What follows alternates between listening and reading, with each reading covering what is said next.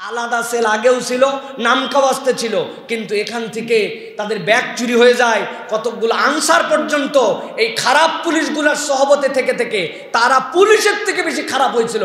আমার কাছে এরকম সুনির্দিষ্ট বিচার পর্যন্ত আছে আনসারদের আচরণের। আমাকে পর্যন্ত এক আনসার একদিন, আমি প্রথম চেক, ভিতরের চেক না, ভিতর দিয়ে ঢুকতেছি, আমারে বলে আপনার টুপি খোলা লাগবে। আমি বললাম কেন? আমার টুপি খোলা লাগবে কেন? আমার টুপিতে আপনি মেটাল ডিটেক্টর দেন, আমাকে তো আপনি জামা খুলতে বলেন নাই। আমার জামা যেরকম পোশাক, পায়জামা যেরকম পোশাক, মোজা তো খুলতে বলেন নাই, আমার টুপিও পোশাক, টুপি খুলতে বললেন কি জন্য আপনি? আমি কিন্তু পুরা দেশ এই জায়গায় লাইভ করে হাজির করব। তখন একজন বলতেছে হুজুর ভুল হয়ে গেছে, তাকায় বুকের মধ্যে দেখি নাম ভিন্ন। এরকম হিংসাত্মক কতকগুলো মানুষ তৈরি হয়েছে পুলিশের সাথে থেকে। সুতরাং এদেরকে পুরা দায়িত্ব থেকে সরায়া নতুন সেটআপ দিতে হবে, যাতে প্রবাসী ভাইদের জন্য এই জায়গাতে সুবিচার করা হয়। আমাদের মিশনের দায়িত্বে আছেন তথা আমাদের এম্বাসি আছে, এম্বাসির কর্মকর্তা কর্মচারীদের ব্যবহার আচরণ এত খারাপ, এত নিকৃষ্ট, এত দুর্ব্যবহার, মানুষকে মনে করে না। মধ্যপ্রাচ্যের ম্যাক্সিমাম যতগুলি আমাদের মিশন আছে এবং ম্যাক্সিমাম যতগুলি এম্বাসি আছে, তাদের আচার আচরণ এরকম। আমরা দ্ব্যর্থহীন কণ্ঠে বলতে চাই যে বর্তমান যে পরিপ্রেক্ষিত, এই পরিপ্রেক্ষিত আপনাদের কারো একক অংশগ্রহণে আসে নাই। এটার স্টেক হোল্ডার আলেম ওলামারাও, আলেম ওলামা, হাফেজ, কারি, মাদ্রাসা, টুপি দাড়িওয়ালা ইসলামপন্থী মানুষের ব্যাপক অবদান আছে। এই জন্য আমরা বলতে চাই, মধ্যপ্রাচ্যের যেই জায়গায় আপনি যেগুলা আমাদের এম্বাসিতে লোক আছে, এরা গণ্ড মূর্খ। বলবেন কিভাবে? ডিপ্লোম্যাটিক হিসাবে হয়তোবা যোগ্যতা আছে, মূর্খ কোন দিক দিয়ে? না পারে ভালো ইংরেজি বলতে, না পারে আরবি বলতে, না কিচ্ছু জানে এর কাছাকাছি। উনি একটা কথা বলতে হলেও প্রথমে বাংলা বলে, ওটা একজন ইংরেজি করে, ওই ইংরেজি আরবি করে, ওই আরবি তারপর ওইখানে যায়। এত ধাপ পার হতে হতে কাজ শেষ। আর শ্রীলঙ্কার মতো লোক, নেপালের মতো লোক, ভারতের মতো এরকম মানে চিটিংবাজ একটা দেশের লোকেরাও মধ্যপ্রাচ্যে আরবি জানা ওই রকম ডিপ্লোম্যাটকে নিয়োগ দেয়। আলেম ওলামা টাইপের লোক যারা সরাসরি লিয়াজও করতে পারে, ওরকম জায়গায় দায়িত্ব দেয়। অতএব এই বৈষম্য দূর করে প্রবাসীদের হৃদয়ে যদি আপনি আস্থার জায়গা নিতে চান, তাহলে প্রত্যেকটা এম্বাসিতে অ্যাম্বাসাডর হিসেবে যাকেই দেন, অন্তত 2 থেকে 3 জন আলেম, খালেস, নেককার, আরবি জানা এরকম মানুষকে সেখানে নিয়োগ দিতে হবে। 2 নম্বর, এই যে মানুষগুলো অধিকাংশ কঠিন কাজ করে এবং যদি সহজ কাজও করে, এদের মনের দুঃখের জায়গা, এরা বাপ মরে গেছে, মা মরে গেছে, আত্মীয় মরে গেছে, এরা দেশে দেখতে আসতে পারে না, কিন্তু প্রত্যেক মাসে যে কামাই রুজি করে ওই টাকা কিন্তু দেশে পাঠাতে তারা ভুলে যায় না। বাপ মরে গেছে বলে টাকা পাঠায় না, এরকম নয়। তাহলে এই মানুষগুলা যে এত কষ্ট করে আমার দেশ গঠন করে, এদেরকে রেমিটেন্স যোদ্ধা আমরা বলতেছি। তাদের ছোট্ট একটু চাওয়া যে তাদের সাথে ভালো ব্যবহার করা হোক। অতএব এই রকম অভিযোগ প্রত্যেকটা যেই সকল এম্বাসি আছে, ওপেন এখান থেকে নতুন প্রতিনিধি পাঠায় ওখানকার মানুষদের মতামত নেন যে এই এম্বাসিতে বিগত 15-20 বছর কারা কাজ করছে, তাদেরকে আপনারা চিনেন, কারা কারা দুর্ব্যবহারের শিকার হয়েছিলেন। ওদেরকে ওইগুলো এম্বাসির থেকে কেবলমাত্র অব্যাহতি নয়, ধরে নিয়ে সেই দেশে বিচার করতে হবে, ঠিক কিনা? তুমি 15 বছর ফাজলামি করছো, প্রেক্ষাপট পরিবর্তন হয়ে তুমি মামুর বাড়িতে চলে আসছো, এসে তুমি আবার সুন্দর করে আসো, তোমার চাকরি থেকে শুধুমাত্র ওখান থেকে তুলে নিয়ে আসা হয়েছে, এইটুক শাস্তি নয়। কারা এরকম করেছিল তাদের বিচার করতে হবে।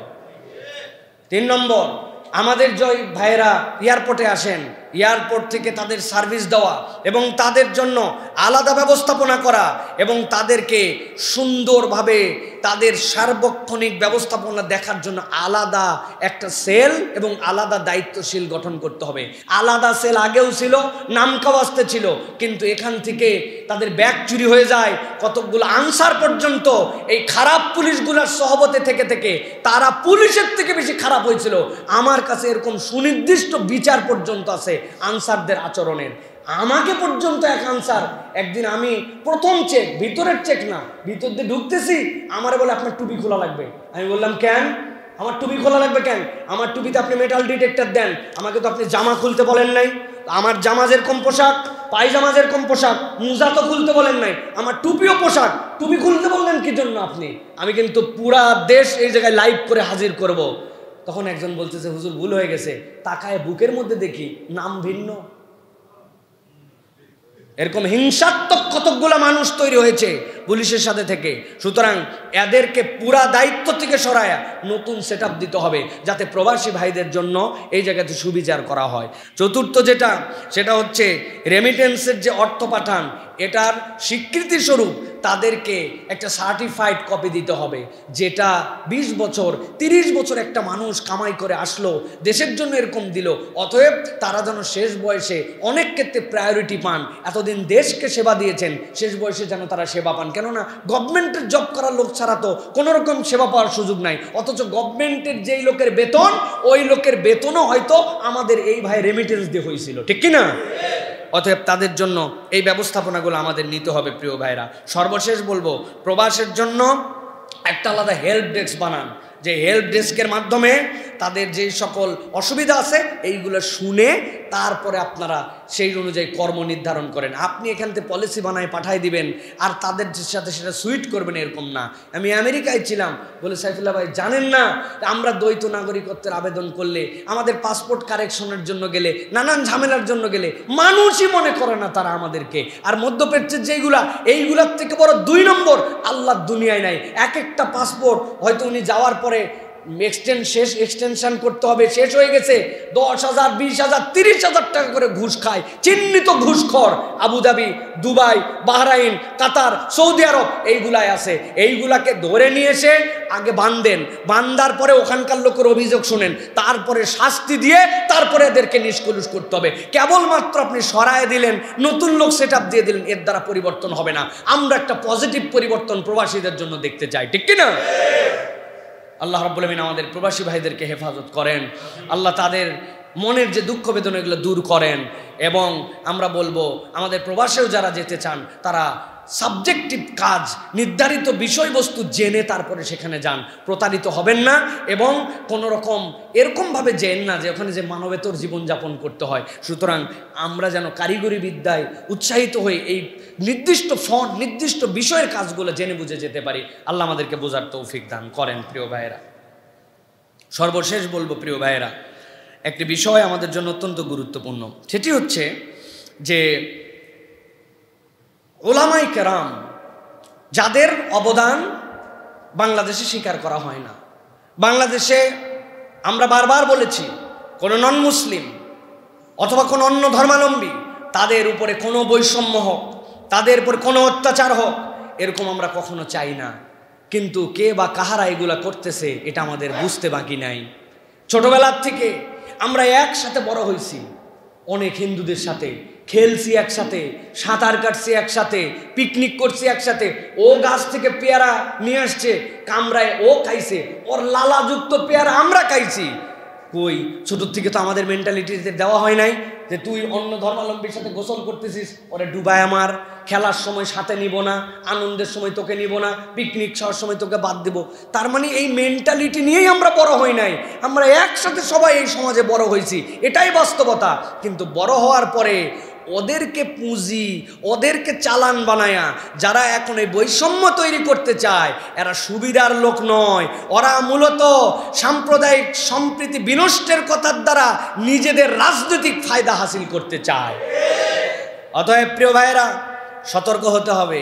এই কথা বলার উদ্দেশ্য, সাম্প্রদায়িক যারা কম সংখ্যার মানুষ আমাদের দেশে, ভিন্ন সম্প্রদায়ের, তারা মূলত এই দেশে সংখ্যালঘু নয়। সংখ্যালঘু হচ্ছে দাড়ি টুপি ইসলাম মানা হুজুর, এরা হচ্ছে প্রকৃত এই দেশের সম্প্রদায়। এরা হচ্ছে এই জায়গার বৈষম্যের মূল শিকার। অনেকে অনেক কথাই বলেছেন, আমরা ওইভাবে বলতে চাই না। কিন্তু যেই সকল লোক আয়নাঘর থেকে বের হলো, যেই সকল লোক ওই ডিবির অত্যাচারী কুঠুরি থেকে বের হলো, যেই সকল লোক বিভিন্ন ধরনের অত্যাচার থেকে বের হলো, আমরা সেই জায়গাতে কিন্তু অন্য ধর্মের একজনকেও খুঁজে পাই নাই। পাইছেন আপনারা?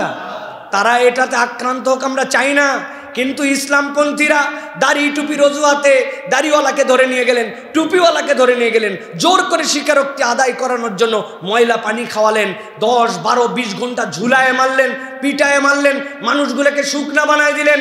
আপনি তাদেরকে নোংরা খাবার দিলেন, কুকুর যেই খাবার খায় না সেইগুলা দিলেন। অপরাধ কি ছিল? বিভিন্ন জঙ্গি নাটক সাজানো। সুতরাং এই নাটকবাজ, পোল্টিবাজ, তাদের মূল ধান্দায় হচ্ছে ইসলাম, মুসলমান এবং এই দাড়ি টুপির বিদ্বেষ। সুতরাং আমাদের প্রতি যে অত্যাচার আর কষ্ট দেওয়া হয়েছে এটা অন্য কেউ অনুভব করতে পারবে না। অতএব আপনারা যদি মনে করেন এই রাষ্ট্রের পিছনে আমাদের অবদান নাই, এই রাষ্ট্রের স্টেক হোল্ডার আমরা নই, আপনারাই খালি সামনে ছিলেন বলে সব পার পেয়ে গেছেন, বিষয়টি এরকম নয়। 15 বছর 20 বছর এক একটা খতিব অনেক কৌশলে হলেও এই খুতবার মঞ্চ থেকে জুলুমের বিপক্ষে নানান কথা বলে মানুষকে জাগ্রত করে রেখেছিলেন।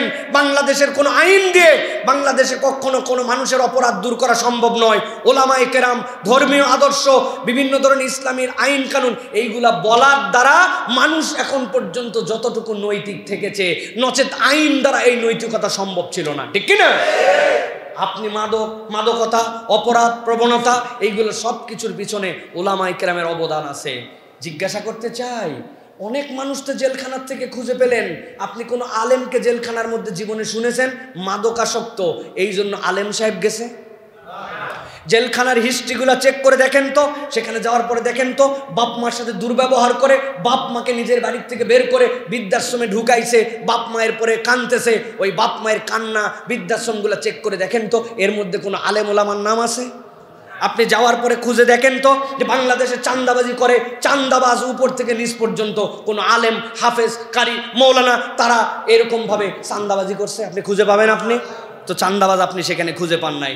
নারী নির্যাতন এই বাংলাদেশে ব্যাপক একটা কার্যক্রম, নারী নির্যাতনের কোনো শেষ নাই। নারী নির্যাতনের যতগুলা কেস হয়েছে তাদের মতো সেকুলার ঘোষণা যারা, তাদের থেকে আলেম ওলামার নাম বের করেন। তার মানে প্রমাণ হয় বাংলাদেশের শান্তিপ্রিয় এই দেশ গঠনে, এই দেশের আদর্শিক আন্দোলনে, এই দেশকে সামনের দিকে নিয়ে যেতে যদি আপনারা চান, আলেম ওলামার বিকল্প নাই। তাদেরকে দাম না দিলে আপনারা কখনো এই দেশকে আগাতে পারবেন না, ঠিক কিনা?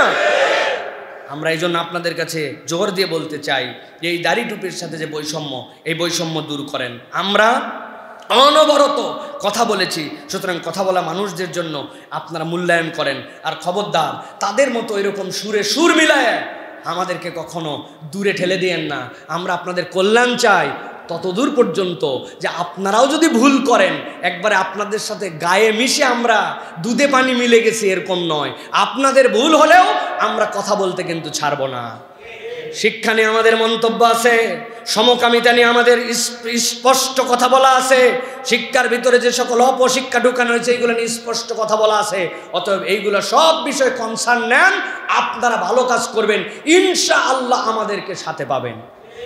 আমরা কেবল বিরোধিতার জন্যই কখনো বিরোধিতা করি না। সুতরাং এটা আমাদের স্পষ্ট একটা স্টেটমেন্ট। আল্লাহ রাব্বুল আলামিন আমাদেরকে বোঝার তৌফিক দান করেন।